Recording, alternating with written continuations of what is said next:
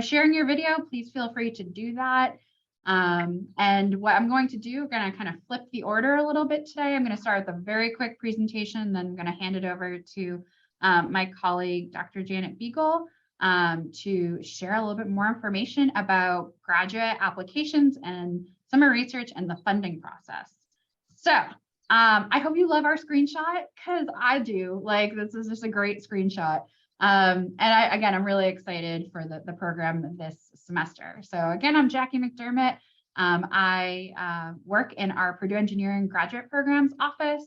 And this is the GradTrack program, second year we've ever run it. So again, we always want your feedback as we kind of go through the structure that we have for the GradTrack program is you'll have some pre-watch. So today, hopefully you completed some pre-watch on the funding process, as well as different types of graduate degrees. We'll have this short discussion on a specific theme, which is when I'm going to kick it over to Janet.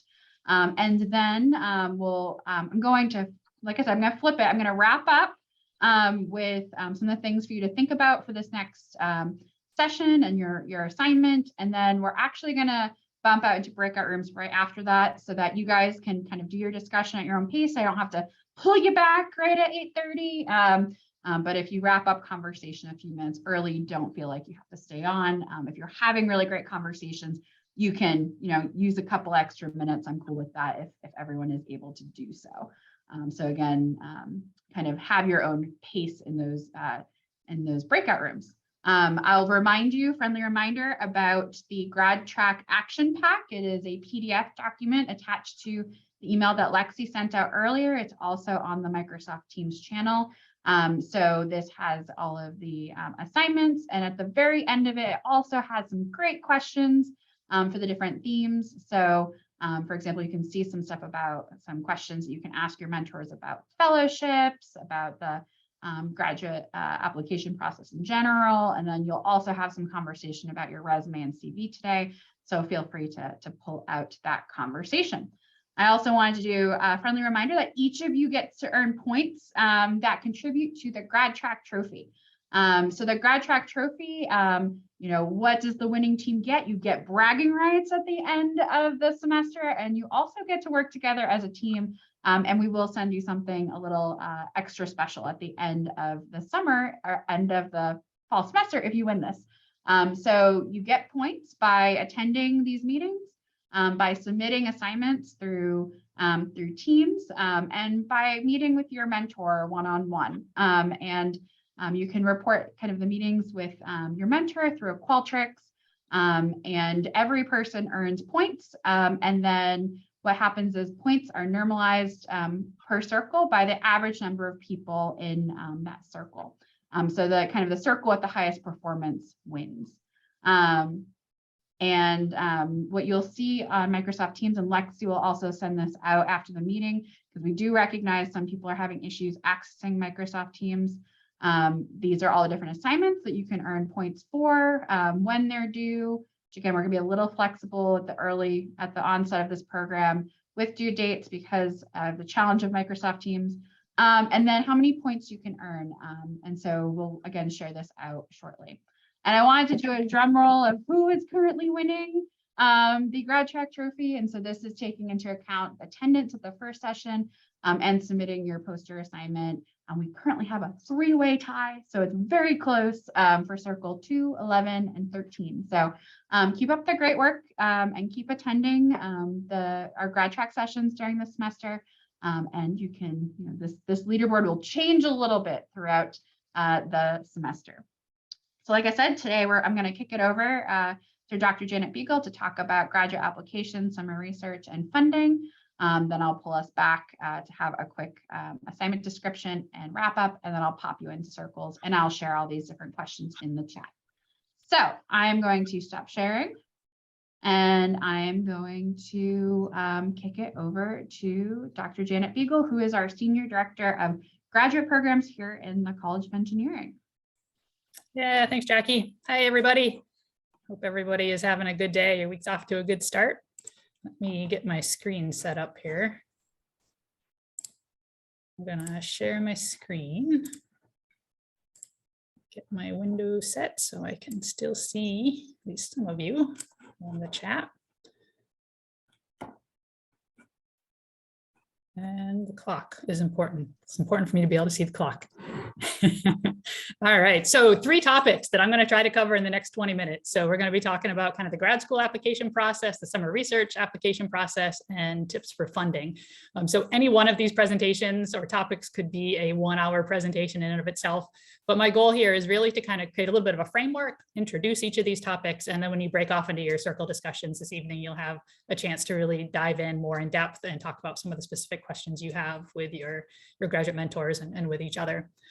So as Jackie said, I'm Janet Beagle. I'm the Senior Director of Graduate Programs here in the college, work very closely with Jackie and Lexi on this program, and we'll be popping in and out a lot of these meetings over the course of the semester, so you get to know me a little bit more. But I want to start off by just talking kind of high level about the grad school application process. What I'm going to do, I'm going to start out with kind of the grad school application process and some funding. This is important for kind of everybody here.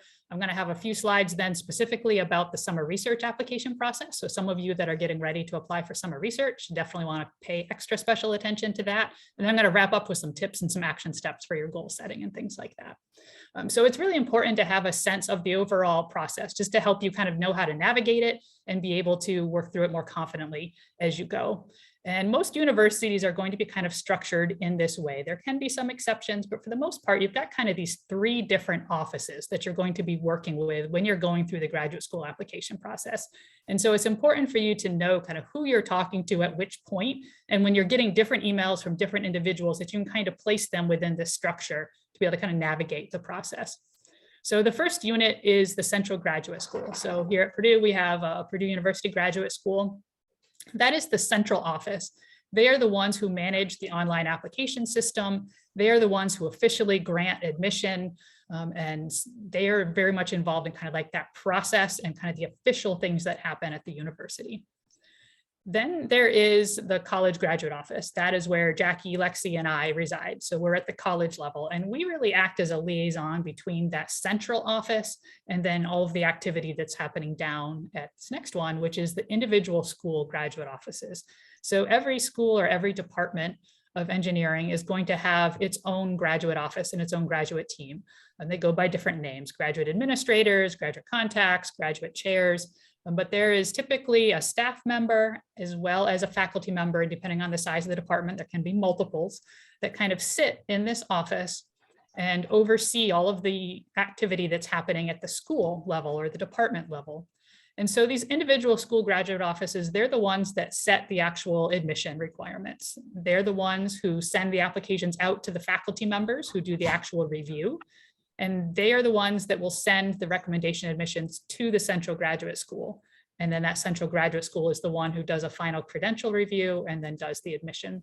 And so as you're going through this process, once you apply and you're getting ready to be admitted, most likely you'll start to receive an email from the department or the school that says, you've been recommended for admission. And so that means that the faculty have reviewed your application. They are going to admit you to the department, but it still needs to go through that next official step at the graduate school level of actually being admitted in. Another thing that I like to highlight with this, because of this structure, is that can vary widely by program. So because the admission requirements and all of the application processing and review is happening at each individual school or department, they can all be different. So if you're applying to civil engineering, they can have different deadlines and different requirements than if you're applying to mechanical engineering or electrical engineering or environmental engineering. They can all be different. And so you need to really be paying attention to which program you're applying to, what their requirements are, and how to navigate that. If you ever have any doubt, especially here at Purdue in the Purdue structure, if you decide to apply to Purdue, you can reach out to us. We can help you navigate, point you to the right person. But hopefully this helps you even as you're navigating other universities as well, to kind of understand that there are these different types of offices and kind of the role that they play. As you are getting into putting together your application, it's important to be aware of the different components that are often in a graduate school application. So typically there's going to be an online application form. Most universities will also charge a fee at $60 here at Purdue. There are opportunities to get application fee waivers. We are going to have some of those available for you here at Purdue. And there are often opportunities at other universities as well. So this is something that can be Googled and look for different opportunities to get those fee waivers to be able to apply for free, because it can add up when you're paying these application fees to these different universities. And Steph, I see your question there. I will come back to that. So some of the other components, statement of purpose, and that's something that we're going to be talking about more at our next meeting. So I'm not going to spend a lot of time on that today, but that's a major component of the application. Letters of recommendation. This is often an overlooked piece of the application. So I'm going to spend a few minutes at the end of the presentation tonight going into that one a little bit more in depth. GRE scores or other standardized test scores. This can vary by program, and a lot of programs are starting to reconsider whether or not they will require the GRE. So this is one to really watch for and pay attention to. Here at Purdue, some of our departments or schools have decided to no longer require the GRE, while others still do require it. And so again, this can be a discipline specific thing, something to be aware of. And as you're putting together your list of schools or universities that you want to apply to, make sure you're paying attention to this, because if you know, you're applying to 5 schools and 2 of them require the GRE and 3 of them don't, that means you still need to go take the GRE. So make sure you're paying attention to that as you're putting together your list of schools and identifying who requires the GRE in order to do that. And make sure you understand the different requirements there too. Some universities will not require the GRE for their own students, while as others require it for everybody. So for example, if you did your undergrad at a university, sometimes they don't require you if you're applying to that same university.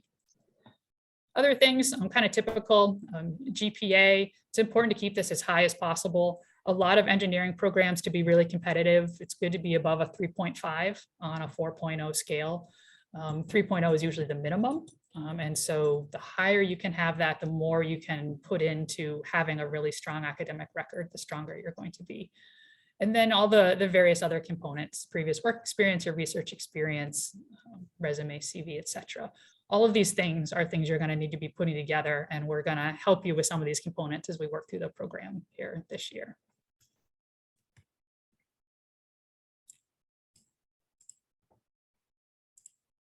All right, as we look at the timeline.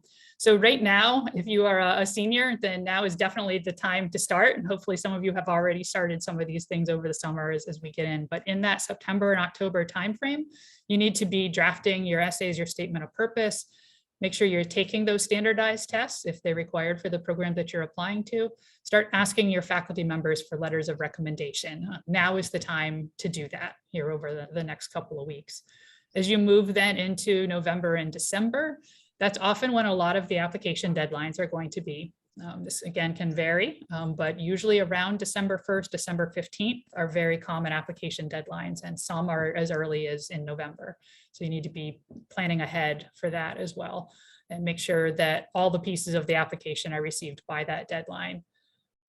As you start identifying faculty that you may be interested in working with, then you need to make sure that you're reaching out to them, letting them know of your interest and keeping them appraised of your progress as you go through too. And you can kind of see in my little note there, as you kind of think through this timeline, application deadlines, November, December, most programs will start to make decisions in the January to March timeframe. And so it can be a little bit of a hurry up and wait game. You know, you rush to get your application in, and then you can sit for a couple months before you hear anything back. And it's not uncommon to be, you know, not hearing anything until kind of that February, March. Some schools even later, just depending on their processes and the volume of applications that they're working through. But typically you will have heard something by that January to March timeframe, and most schools will ask you to accept an offer by April 15th. And this is a standard agreement a lot of universities have, so that it allows you a chance to weigh all of your options, so that if there are multiple offers that you have, you can wait. You know, maybe somebody gives you an offer in January, but you've still got 2 other universities you haven't heard from. You can wait. You don't have to respond to that offer until April 15th. So you can see what the other admission offers are that you get coming in. Okay. So I wanted to move in a little bit. Hopefully you all did have a chance to watch some of the pre-watch material, because I'm not going to spend a lot of time on some of the funding information that was presented there, some of the application degrees, but wanted to do just a quick recap, bring everybody up to speed. 2 main types of funding in graduate school: graduate assistantships, where you can be doing an RATA or a general administrative professional role. And these are where you work part-time for free tuition, you get a paycheck, other benefits like paid vacation, sometimes insurance, things like that, health insurance. And then there's also fellowships, which are internal funding that comes either from the university or external, which means that it comes from another agency. So things like NSF, sometimes professional organizations will have fellowship opportunities. And I'm going to give you some links in a little bit for you to do some investigation and some research on your own into what different fellowships are out there. So very much like undergraduate scholarships, the eligibility and the benefits can really vary for these. So it's important to do your research, identify what ones you're interested in applying to, and then move forward with those. Another terminology is kind of a tip for you to be aware of when you start getting different offers. Some internal fellowships that are coming from the university can be what they call administered as an assistantship. And so often when we think about fellowships, we think of it kind of like free money, kind of like a scholarship, right? You get the money, but you don't necessarily have to work in return. But that's not always the case. Sometimes this term fellowship is used, but they're administered as assistantships, which means that you often are still working on research projects or still expected to do some work as part of that funding package. But it is a more prestigious acknowledgement rather than just a regular assistantship that you're able to get there. And so it's important when you start to get these funding offers in the spring, and I know we're going to have a kind of an optional session for everybody in the spring to be able to start going over funding offers and how to evaluate them, some of the things to be aware of there. And you will automatically be considered for some funding during the application process, but you should also be looking for opportunities that you can apply to as well. And those application deadlines are very similar to the application. A lot of them are in this October, November timeframe. And so those of you that are seniors now is the time to be starting to look at these and apply for them as well. So who is it that gets funding? This is one piece of that intro video in the pre-watch that wasn't really covered. And I think that this is really important for everybody to be aware of, because there is a funding hierarchy in terms of which types of students receive the most funding. So first and foremost, the PhD students are the ones who are going to get funded. So every department has a limited pool of funds, right? You know, they can't fund every student that comes. And so they have to determine who is it that's going to get this funding. And so top of that is always going to be PhD students. And there's a couple of reasons for that. One, the PhD is the most elite degree. The PhD is the one that's taking the most effort on the part of the students. It's the longest degree. And so we want to support those students the most. Secondly, the PhD students, because they're here longer, if they have opportunities to do research, they tend to have more experience and they are more engaged with the faculty members and able to perform at a higher level and conduct more advanced research projects, and therefore kind of deserve to receive more funding than students that have less experience. And so in general, your PhD students are going to get the most funding. There's also more fellowships that are designated for PhD students. So when you apply to a university, there's going to be more opportunities there for PhD fellowships, typically. After those, so most universities, you know, the majority, very close to 100% of PhD students are going to have some kind of funding. This does vary. There are some departments that will only admit you into their PhD program if they can guarantee you funding. And then there are others who separate the funding and the admission process. And so they may admit you into the program, but may not be able to fund you, or that funding offer may come later. So that's something else to be aware of with the different programs that you apply to, so that you know what to expect during that. And there's pros and cons to both of that. You know, those that will admit students that they can't fund say that they don't want to deny you just because of funding, right? If you have the capacity to do the program, they want to admit you into it. Those departments that say they only will admit you if they can fund you, they think it's important that all of their students are funded and supported through the whole program. And so even though you may be qualified and eligible to be admitted into the program, if that funding pool is used up, then they say, sorry, we're not able to bring any more students into the program this year. So after PhD students, the next most common is going to be the master's thesis students. So these are research master's students. And so similar to the PhD students, these are ones that are very much going to be on research assistantships. And the way the research funding process works, if you're not aware of this, is faculty members will provide a grant. So different agencies, NSF, corporations, a variety of different agencies will do a call for proposals. They have money available to solve a certain problem. Faculty members will submit a proposal saying, hey, I want to do this research. Here's my experience. Here's what I can do. If they receive that funding, that money from that agency, then they need to do that research. And in order to do that, they need to turn around and hire all of you to come and support them. And so those research assistantships that are driven as part of this grant funding cycle, faculty members will have those openings in their labs to hire you to come in and work with them. So after that master's thesis, and so typically at Purdue, about 100% of our PhD students are funded, and about 50% of our thesis master's students are funded, just very rough numbers. Then you move down to the master's non-thesis. A much smaller percentage of these students are funded. The majority of these are going to be self-funded or maybe employer, but there are some who will receive TA appointments or other administrative assistant type positions. A lot of these non-thesis master students may be funded for part of their program, but maybe not the whole program. So those types of scenarios. And then the last one at the bottom here is what we call professional master's programs. And these are not eligible for funding. The other one that would be in this group is online master's programs.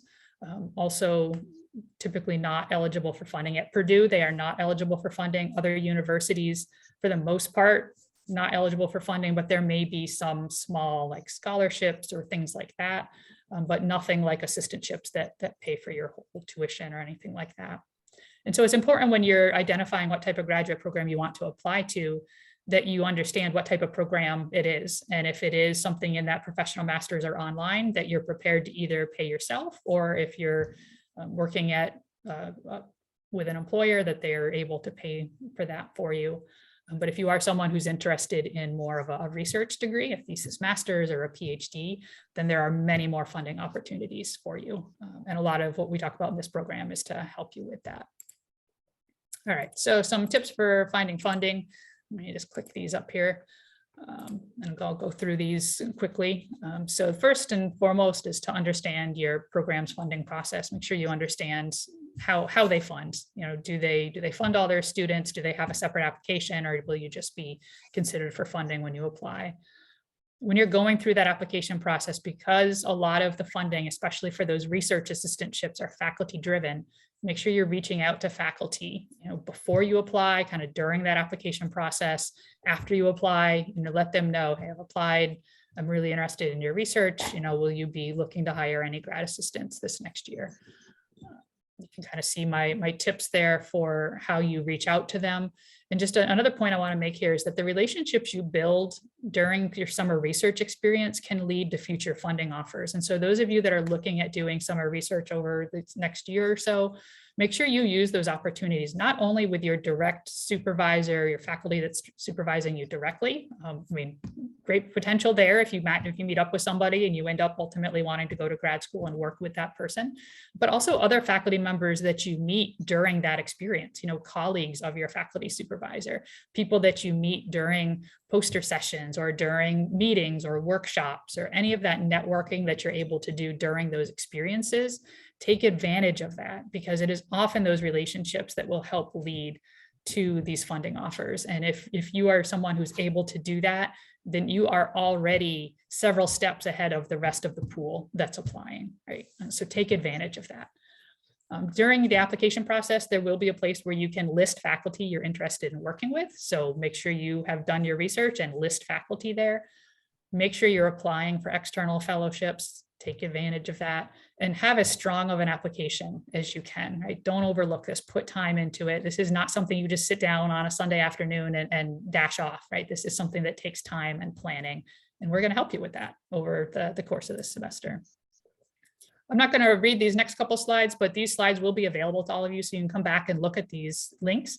But what I've got is a couple of slides here of various fellowship opportunities. So a couple at Purdue, just for you to be aware of, and then some external fellowship opportunities. So these are things to take a look at, make sure you understand if you may be eligible for these, and think about applying, and use us as a resource over this semester to learn more about these and take advantage of this. So I'll get those resources out to you afterwards. All right, so I'm gonna switch over to summer research programs and kind of three main categories of summer research programs as you're thinking about this. So if this is entirely new to you and you're just starting to explore, okay, how do I go about this? Think about these in kind of like these three different buckets. The first type are these structured programs that exist at universities, and these typically will have a cohort of students.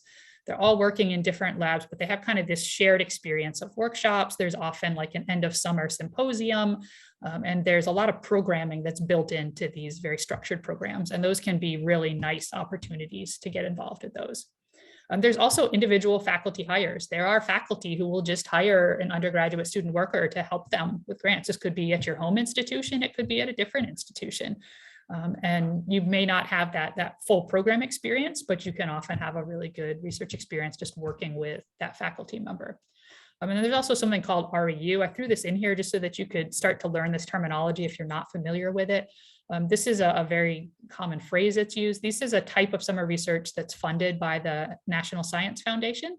And they can kind of run the gamut. Some of those structured programs can be REUs, some of the individual faculty hires can be REUs, but if you kind of Google, and I've also got a list of websites down here that to start you out, then you'll find a whole listing of these types of programs for these REUs and similar type programs. So here at Purdue, the main program that we work with here in the College of Engineering is our Pathways program, and that is one that Jackie oversees. That's in conjunction with our SURF program.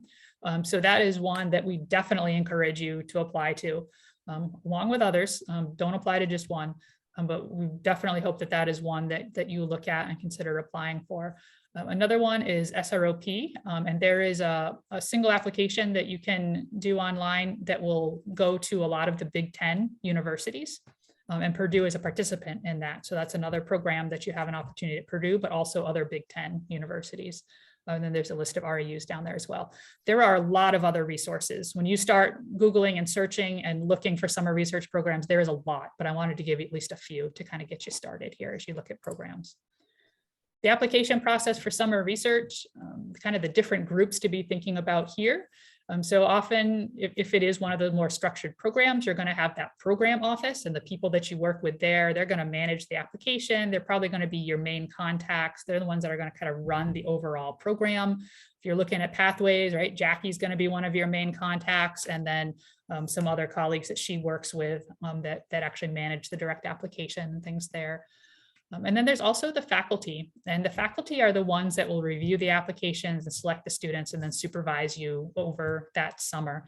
And it is okay to reach out to faculty. So if you're applying to one of these structured programs, you can also email faculty and say, hey, I'm applying to this summer research program. Are you looking for students this summer?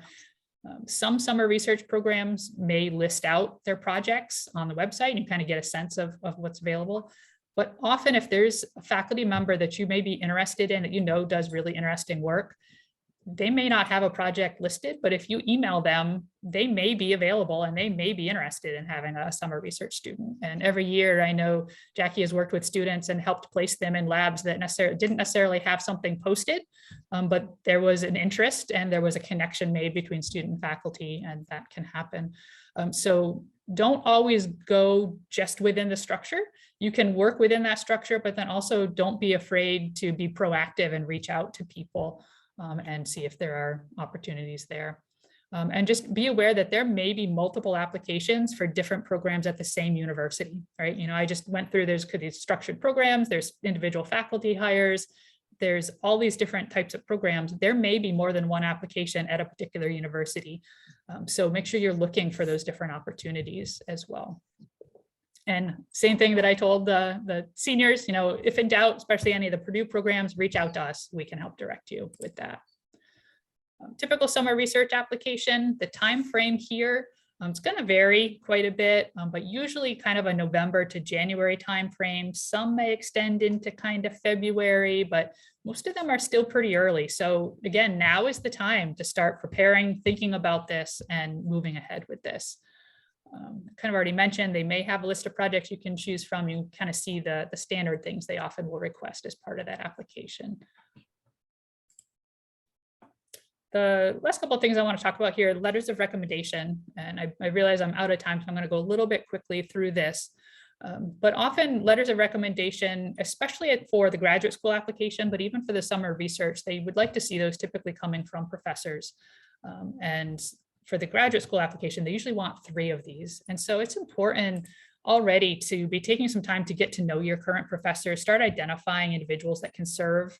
If you're going into a summer research program, look for those faculty members that you're involved with over the summer, have them write a letter for you. Those are excellent recommendation letters for you. Even if you end up going and doing a different type of research, having someone that can talk about the research that you did over the summer is really important. Make sure you're giving a lot of notice. Give faculty members at least a month, right? They need a lot of time to do this. Give them deadlines ahead of the actual deadline so that make sure they get it done. Give them the information they need to make it easier for them. Make sure you're following up to make sure it's ultimately your responsibility, right? That all of this gets in before the deadline. And when the application deadline is, say, December 1st, that means everything needs to be in. So that means your letters of recommendation need to be in, and it's up to you to make sure that your faculty members have got those in. So last week, Jackie kind of introduced the goal setting, and I know you're all working on those goal sheets. So here are a few things, and again, I'll have these slides available to you. If some of these are not already in your goals, make sure you add some of these to your goal list. These are definitely some things that you should be working on over the course of the semester here. Now is the time, if you don't already have one, to start a list of different programs, whether that's graduate school programs or summer research programs. Identify what their deadlines are, what the websites are.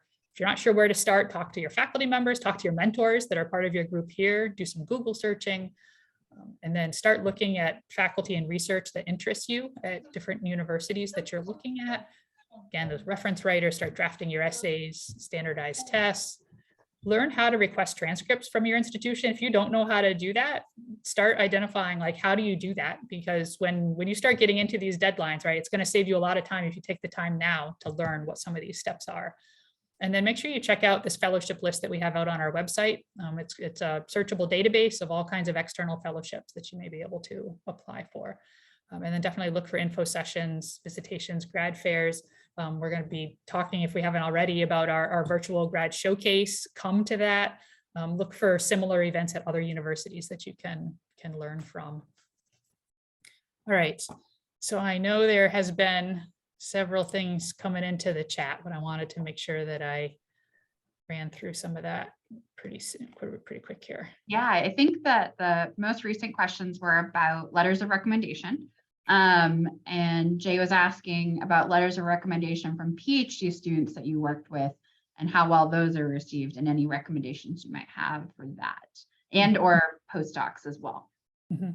Yeah, so typically PhD students are not recommended for letters of recommendation. If you had a PhD student that you worked closely with, there's a faculty supervisor in there somewhere as well. And so that faculty supervisor is really the one that should be writing the letter. The PhD student may be able to help draft the letter and may also be able to help kind of serve as a liaison if you haven't interacted directly with the faculty member much. But it really should come from the supervising faculty. And often they will kind of get those insights from their PhD students. Similar answer to the postdoc, although a postdoc, because they do have a PhD already, they are more acceptable, I'd say, than a PhD student.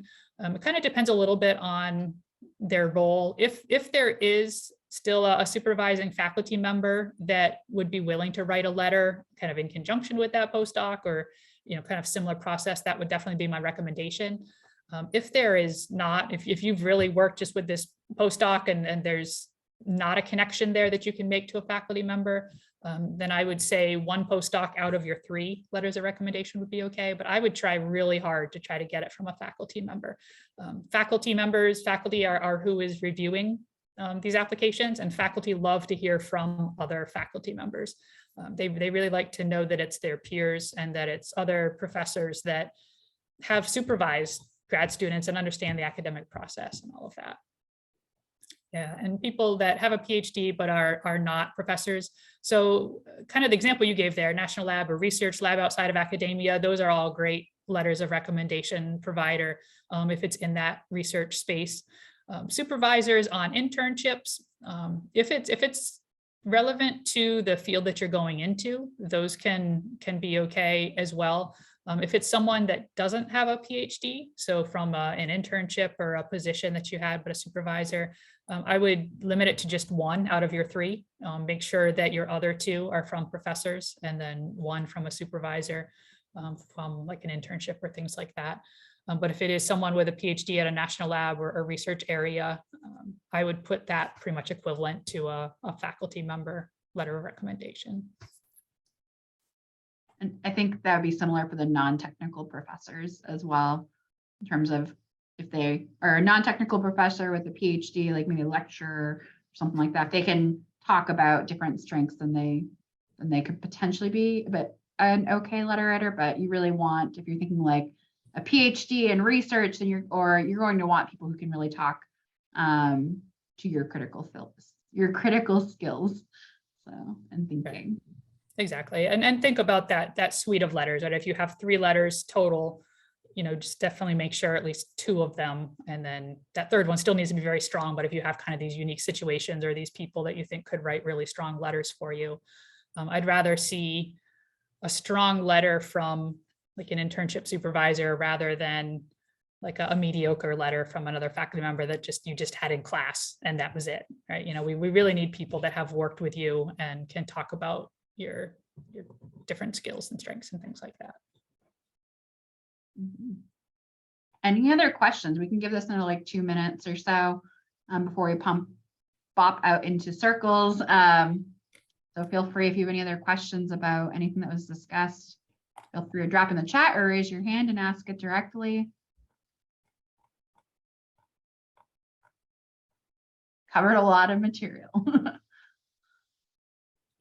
Yeah, I'm trying to go back and see. I thought there were a couple of questions that came in early. Was there one from Steph that I did not answer? I was thinking there was, but maybe somebody already answered it in the chat.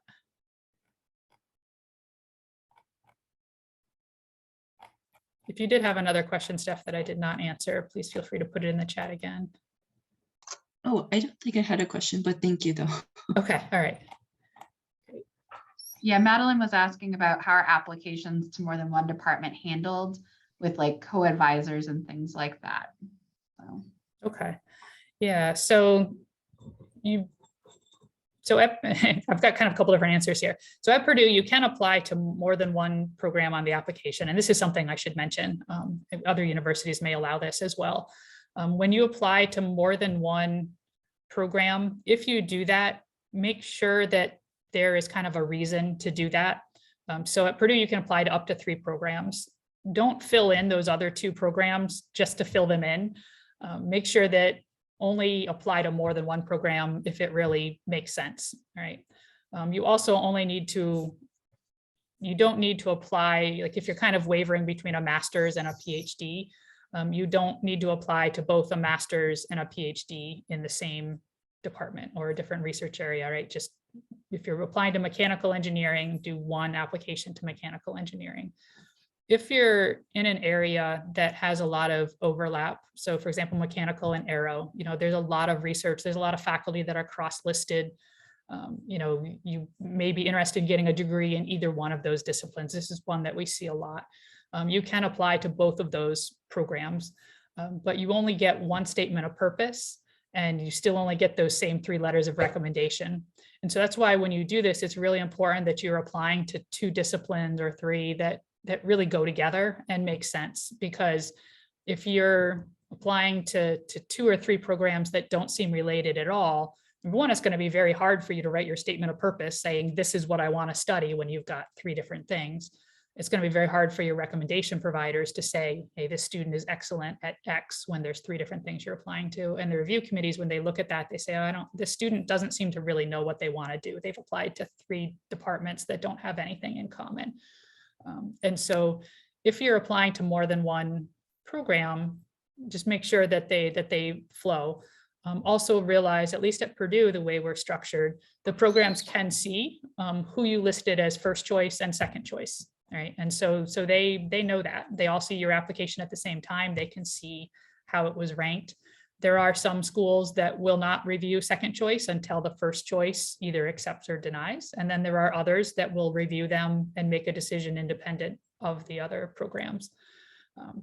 So there's different things to factor in there and just to be aware of. But if there is an area that makes sense, feel free to apply to more than one. That wasn't really directly the question, but I wanted to make that point. So can you repeat the question, or what was it? Do you have it there, Jackie? Yeah, so co-advising. Co-advising, okay. Apply to. Yeah. And so with that one, you would typically, choose the program you want to apply to, or if it makes sense to apply to two that are closely related, you can do that. On your application, you will need to list faculty in the program that you're applying to that would potentially be your major professor. And then once you are admitted into the program and you're working with a particular faculty member, that's when you put together your advisory committee that's going to work with you on your research throughout either your master's degree or PhD. And it's at that point that you would bring in those other faculty members that could serve as advisors or potentially even co-advisors. If you are someone who is already kind of in relationship with a particular faculty member through summer research, or you already know that there's kind of like this co-advising structure that's going to make sense, then you would just work with those individuals, right? They would already be expecting your application and being able to see that. But I wouldn't worry too much about that co-advising structure. Focus on like one of the individuals you'd want to work with, and then you put the rest of your committee together as you go. Yeah. And I would always recommend just reaching out to the faculty. It's probably not the first time they've co-advised someone. Figure out the precedents and chat with them. And we're going to lightning round. So Dilla, you asked a question about candidate funding for a master's PhD program. I think Juan Carlos answered a little bit of that. I think if you're interested in a master's and PhD, then apply for the PhD. If you have that research, you're more likely to get funding. And then Noor, you had a question about biomedical and mechanical engineering PhD programs. Again, I would encourage you to talk with some students in both departments, see which department you fit best with, and where you might succeed, and also like see where the faculty are kind of sitting. If they're sitting under both, then you get to choose, right? See which classes in that graduate major make most sense for you to take. So I'd encourage you to look at that. Any other final comments, Janet? I was just putting one in the chat that if you are kind of wavering between master's and PhD, and different departments, some allow you to do master's first, some will require you to do master's first, but if they know that you ultimately want a PhD, they're more likely to fund you at the master's level too, knowing that you're kind of on the PhD track as well. Cool. Okay, I want to jump right on in. So let's give a nice round of applause to Janet and thank her again for her time and for sharing her expertise. Very, very, very helpful. And I'm going to very quickly give some information about what's coming up next before you jump off into your circles. So by our next meeting, which is September 12th, you should be able to start looking and identifying different graduate program universities that you're interested in. So we have a template document out on Microsoft Teams that Lexi will also share with you. And feel free to use that to start compiling a list of universities you're interested in, faculty, research areas you might be interested in. So this will take some time, so don't hold it off. And then seniors, we encourage you to identify different fellowships that you might want to apply to and identify those deadlines and make sure that they're in your goal sheet and your action plan, so you can continue to update your action plan as we go through this semester. New deadline for the t-shirt. So that's going to be at the end of your agenda to discuss in circles today. But if you haven't already discussed a t-shirt design, then feel free to do that. Another follow-up from last week's meeting is our team name. So if you have an awesome team name that you want to share, you can drop that in the chat right now and share that with the larger GradTrack group, and you can drop it into the general channel as well. So before we meet in, I believe it's 2 Mondays on September 12th, you'll have a 9-minute long video to watch of Statement of Purpose. And we're actually going to have 2 fantastic folks coming in from Purdue to talk about your Statement of Purpose, as well as maybe your essay for summer research. So we'll have 2 friends from the chemical engineering department coming to discuss that. We recognize that some of you guys are having Microsoft Teams issues. So Lexi will be on this Zoom link tomorrow at 4 p.m. Eastern to help you troubleshoot any of that. And so he will also send out that link. So if you need to hop on. If you haven't already replied to my email about the Graduate Diversity Visitation Program, please do so. And then in a couple weeks at the end of September, we're going to be having early October, we're going to be having the Purdue Engineering Virtual Graduate Showcase. We have the deadline to present a research poster is in 2 days now, I believe, very, very end of August. So please, if you're interested in presenting your research, maybe from summer research or some research you've done during the academic year, submit a poster and share that a little more broadly. It's also gonna be a great time to chat with faculty at that event who'll be coming around and looking at your research. So now what we're going to do is we're going to break off into our circle discussions, spend a little bit of time debriefing on goals, not too much, and then thinking about and discussing how do you choose places to apply, how do you choose faculty research areas, programs, what does that look like? So graduate mentors, feel free to share some of your experience in doing that. And then discuss any questions and debrief on the graduate application process. And then your resume is going to be one of your next assignments coming up in a few weeks. And then I will, again, you can wrap up with the t-shirt design. And so what I'll do is we'll open up breakout rooms and you can actually hit the button on the bottom of your screen and move yourself over into your breakout room directly. Okay, now with that, I'm going to stop sharing and we're going to get going. So Lexi, if you want to open up those breakout rooms, anyone should be able to share in the breakout rooms, and feel free to slide yourself on over and let me know if you have any questions, and discussion stuff is in the chat. So cool.